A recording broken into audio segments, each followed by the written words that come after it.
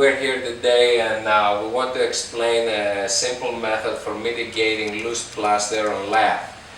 And the reason we want to show this method and educate people is about how cheap, economical and effective it is to do it this way, rather than scraping the plaster, agitating the material, which in most cases contains lead. And we want to keep the lead contained, and we want to keep the lead encapsulated. In this process, what you want to do is you want to keep as much as you can the wall contained, just in case even there is a little bit of dust. So what you do, you're going to use a piece of plastic and you're going to spray some soapy water behind it, and this is the area you're going to work with.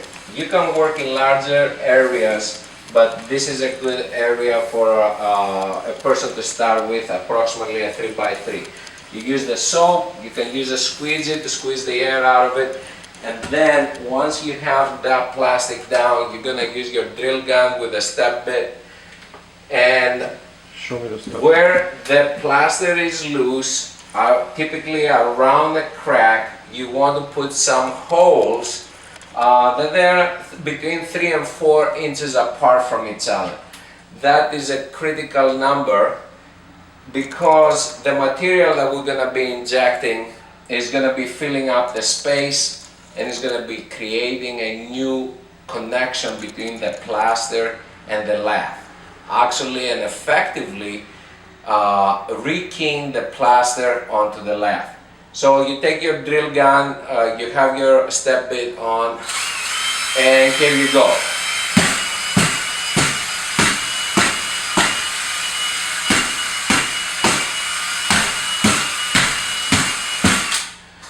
This is an acquired talent.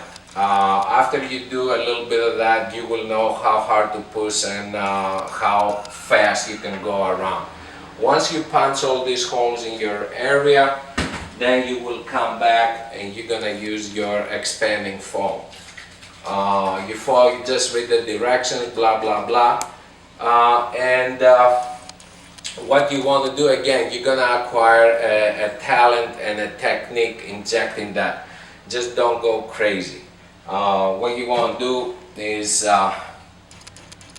you don't want to use any additional but this particular little piece here, and that's how you're going to go about it. So once you're here ready with your expanding foam, what you want to do, it's interestingly designed so it can be self-sealing, and you go up to the hole and you inject enough to come to the adjoining areas. Okay, so depending how you go about it, you may see coming out from the next hole, and here's an example of that. So you don't have to be injecting anything through this hole. You know that it already reached in that location, and that's how you go about it. You can see how it works through. Do not get overzealous with this, because you could completely pop out the wall. Just little by little, and follow the instructions on the cam.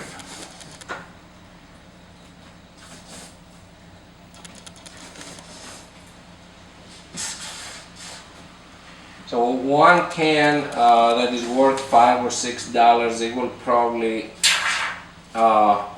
do a 4x4 area. Now, make sure you wear some sort of protective glasses, because if you squeeze too hard, some of it may bounce out of the hole and get on your face and eyes. Now, as you can see, the softer you are with this, the less air will be coming through the hole, because all of this is all of the injectable material produces some gas, and there is some air and dust be coming out of the holes, which of course we like to think is the minimum that we could possibly produce mitigating such an issue. So once you have gone through this process, you inject the material. In about 10 minutes this foam becomes hard. You will come, scrape it off and skim coat, and then you will have a wall that is more resilient and a home that is more stable than originally. Okay, now about 10 minutes have gone by, and according to the manufacturer, the material has to be pretty much stable and not sticky anymore. So what you want to do is you want to get a spatula and you start scraping what you have.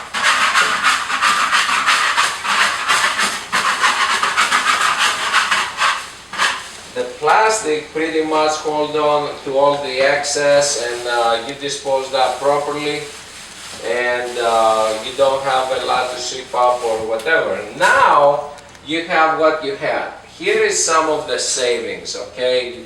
This is so stable, it's so strong right now. You will not need any tape, you will not need any screws, you will not need anything but your drywall compound.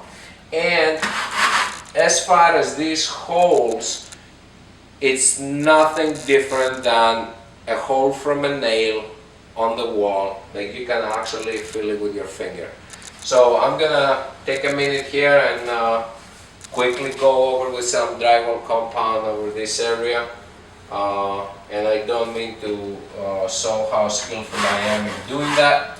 I'm only trying to present how easy it is to get a fantastic result and stabilize this wall to better condition that it was originally, and this will stay forever. It will support and sustain impact from desks and couches and other furniture being moved through these hallways a lot better than ever before.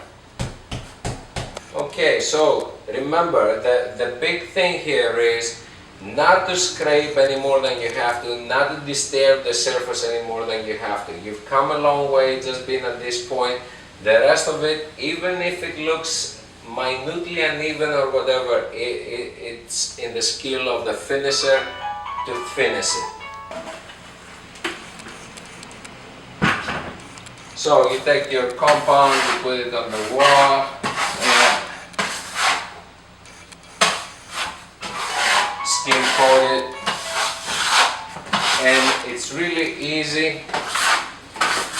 Could you please call me back in a few minutes? Could you call me back in a few minutes?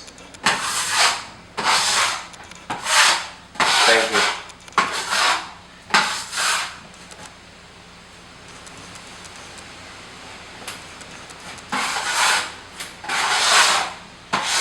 So you won't go very light. You're really not doing anything but filling those minute holes, and it doesn't take a lot of special skill to do that. And after this, light sanding, prime and paint, and you have turned your plaster and lath walls to walls that will last your lifetime. Thank you.